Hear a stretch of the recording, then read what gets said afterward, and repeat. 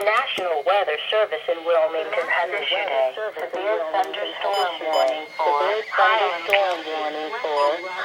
County, Western Ross County, Northwestern Pike County, Western Pickaway County, Southeastern Salem County, Southeastern Brown County, Midson County, until 5:15 p.m. At 4:23 p.m., radar indicated severe thunderstorms located along a line extending from Hillsborough to Rideau to Murphysville, moving northeast at 70 miles an hour.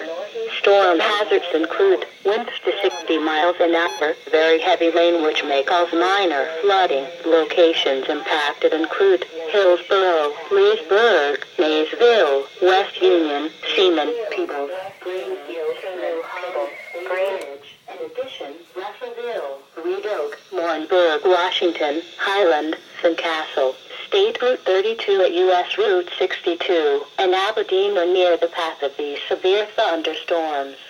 Seek shelter in a sturdy building. Stay away from windows and doors until these storms have passed. To report severe weather, go to our website at weather.gov/ILN and submit your report via social media when you can do so safely.